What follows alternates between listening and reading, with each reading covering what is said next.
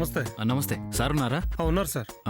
ఆకాష్ గారండి, ఆకాష్ గారండి. ఏంటిది చంద్రలే గొంతులా ఉంది?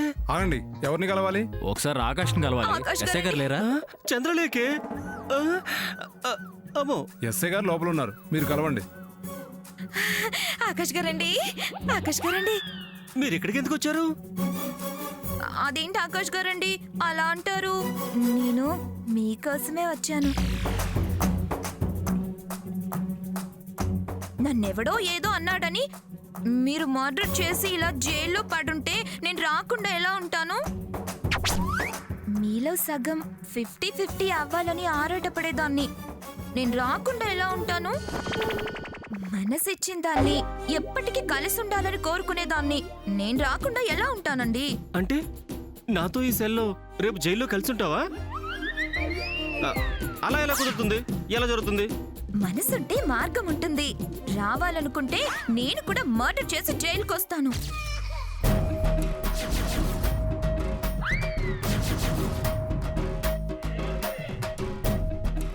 వచ్చినా మనల్ని కలిసి ఉండనియరుగా? భార్యాభర్తలు నేరస్తులైతే శిక్షాకాలంలో కలిసి ఉండొచ్చని ఈ మధ్య ప్రభుత్వం ఆలోచించిందని విన్నాను. నేరం చేశాక ప్రభుత్వానికి విజ్ఞప్తి చేసుకుంటాను. చూసావా ఆకాష్, లేఖకు నువ్వంటే ఎంత ప్రేమో. ఈ ప్రేమల తూకాల తర్వాత ముందు వచ్చిన విషయం ఏంటో చెప్పండి. వచ్చిన విషయమా? ఏంటది? మెహందీ మధ్యలో ఆగింది కదా, అది అపశకునులా అనిపిస్తుందంట నీ కాబోయే శ్రీమతికి. అందుకని ఇక్కడే ఆ కార్యక్రమం ఏదో పూర్తి చేస్తే మనసుకి శాంతిగా, తనకు ప్రశాంతంగా ఉంటుందంట. అందుకని వచ్చింది. ఏంటి, పోలీస్ స్టేషన్లో మెహందీనా? ఇదేమన్నా కళ్యాణ మండపమా అలాంటి కార్యక్రమాలు జరపడానికి? పోలీసులు స్టేషన్లో పెళ్లిళ్లే చేయిస్తున్నారు. ప్రయత్నిస్తే ఒప్పుకుంటారన్న నమ్మకం నాకుంది. సార్, పెళ్లిళ్ళు చేసేది ప్రేమికులకి. ఇలా నేరస్తులతో మెహందీలు చేయనీరు. ఎముకలు విరిచే ప్రోగ్రాంలు పెడతారు. నేను ఈ విషయం ఆల్రెడీ ఏసీపీ గారితో మాట్లాడానయ్యా. ఆయన ఓకే అన్నారు. ఎస్ఐ గారికి కూడా చెప్తానన్నారు. ఈ ఎస్ఐ గారు యమా స్ట్రిక్ట్ సార్. ఏసీపీ గారు కాదు కదా, ఐజీ గారు చెప్పినా వినరు. అడిగే పద్ధతులు అడిగితే కాదనరు. మీ ప్రేమ ఎంత గొప్పదో వివరిస్తే ఖచ్చితంగా పర్మిషన్ ఇస్తారు. ఎవరి నమ్మకాలు వాళ్ళవి కానివ్వండి. ఓ, వచ్చేసారా? ఏసీపీ గారు మీ గురించి చెప్పారు. ఏదో ప్రేమ పెళ్లి అనుకున్నారంట, మెహిందీ ఫంక్షన్ మధ్యలో ఆగిందంట, ఆ అమ్మాయి ఆత్మహత్య చేసుకుంటాను అని అందంట కదా? అవునండి, నేనే అలా అంది. ఆ మాట ఎప్పుడన్నావు? నేను బావతో అన్నానులే. అంది. అవును, బాగుంది. నిన్నేదో అన్నాడని ఆయన గారు హత్య చేశారు. నువ్వేమో ఆత్మహత్య చేసుకుంటాను అంటున్నావు. ఆ పాపం మాకెందుకు గాని ఆ మెహిందీ ఏదో తొందరగా పూజ చేసి వెళ్ళండి. చాలా థ్యాంక్స్ అండి. ఏమయ్యా ఆకాష్, ఇప్పుడేమంటావు? పోలీసులో మానవత్వం ఎక్కువయ్యా. ప్రేమికుల విషయంలో వాళ్ళ స్పందనే వేరు. సార్, అతను కొంచెం బయటికి పంపించండి. బయటిగా? అది కుదరదు. బయటికంటే ఎక్కడికో కాదండి, సెల్లో నుంచి యువతలకి, అంతే.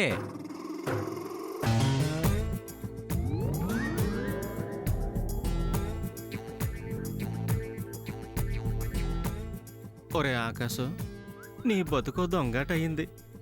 ఈ దాగుడు మూతలు ఇంకెన్నాలో అర్థం కావడం లేదు. మంజుల ఎక్కడికి వెళ్ళింది? ఎక్కడుంది? పాపం జరిగిన దానికి బాధపడుతూ ఎక్కడో కుమిలిపోతూ కూర్చొని ఏడుస్తూ ఉంటుంది. ఆ కన్నీళ్లు తుడిచి ఓదార్చి ధైర్యం చెప్పాలి.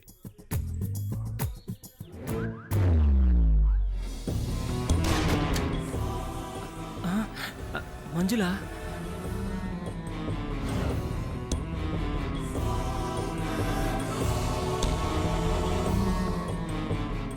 మంజుల, బాధపడుతున్నావా?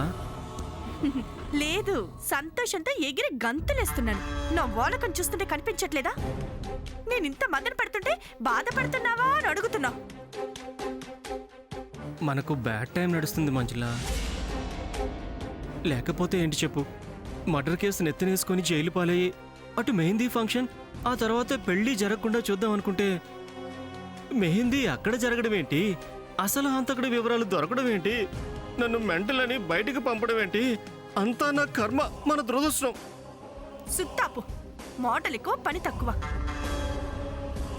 అసలు అసలు ఎప్పుడు నువ్వు కరెక్ట్ గా ప్లాన్ వేసావు? వేసిన ప్లాన్ ఏది సక్సెస్ అయింది? నిజంగా పెళ్లి చెడిపోవాలని నీకుంటే ఎవరో ఒకరిని ఖచ్చితంగా మర్డర్ చేసేవాడివి. ఈ నాటకాలు ఎందుకు ఆడతావు? ఏంటి, రియల్ మర్డరా? అది నా వల్ల అయ్యే పనేనా? ఒకవేళ ధైర్యం చేసి మర్డర్ చేసినా జీవిత ఖైదీగా జైల్లో మగ్గేయాలి. కానీ మనం కలిసి ఎలా బతుకుతాం? నిజంగా మనం కలిసి బతకాలనే ఆశ నీకుంటే ఈసారి ఖచ్చితంగా పెళ్లి ఆగేలా చెయ్యి. లేకపోతే నేను సూసైడ్ చేసుకొని దానికి కారణం నువ్వే అనే లెటర్ రాసి పెట్టి నిన్ను జైలుకి పంపిస్తా, నేను సమాధి పాలవుతా. మంజుల, అలా మాట్లాడుకు. అలాంటి పని చేయొద్దు ప్లీజ్. నువ్వు అలాంటి అఘాయిత్యం చేస్తే నా మీద ఒట్టే. నువ్వు ఎన్నైనా చెప్పు, నా నిర్ణయం మారదు. అంతంత కఠిన నిర్ణయాలు తీసుకోవద్దు మంజుల, ప్లీజ్. ఈ ఒక్కసారికి నా మాట విను. నువ్వింకేం చెప్పొద్దు. నీ మాటలు వినే ఓపిక, సహనం నాకు లేవు. సహనం చచ్చిపోయింది. పో ఇక్కడి నుంచి. మంజుల,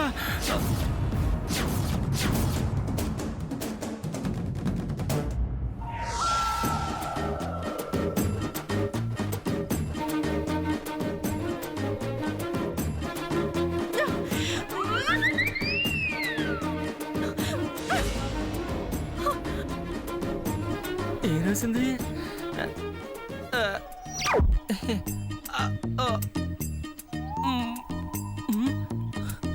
ఇదేంటి? అమ్మో, ఫెవికాల్ ఇది. లేట్ అయితే గాడ్లాగా అయిపోతుంది నా మొహం. అర్జెంటుగా వెళ్ళి దీన్ని క్లీన్ చేయాలి.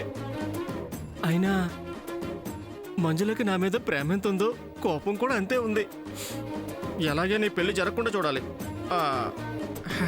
అమ్మో, ఇక్కడి నుంచి తప్పించుకుని పెళ్లి జరగకుండా చేయాలని ఆలోచించి ఎవరో చేసిన మర్డర్ కేసుని ఆకాష్ తనే చేశానని పోలీసులకు అడ్రస్తో సహా చెప్పి జైలుకి వెళ్లే ప్రయత్నం చేశాడు.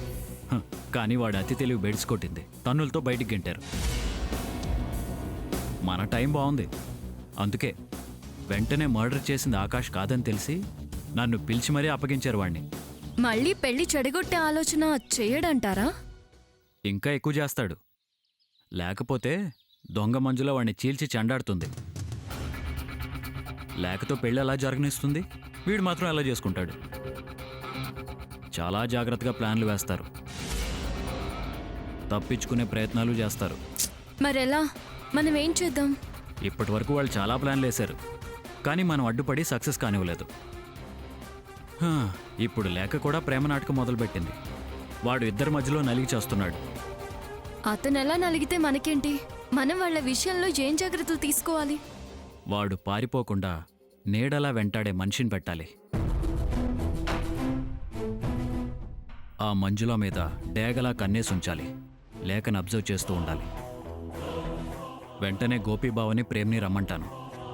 నలుగురు ఆ ముగ్గురిని కనిపెట్టుకుని ఉందాం. పారిపోకుండా అడ్డుపడి పెళ్లిని ముందుకు తెస్తే తట్టుకోలేక తప్పుకోలేక వాళ్ళు బయటపడి తీరతారు. మీరు చెప్పిన ఐడియా బాగుంది.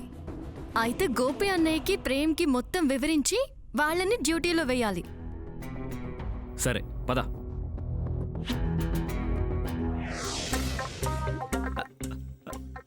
మంజుల, మంజుల, నీకు విషయం చెప్పాలి.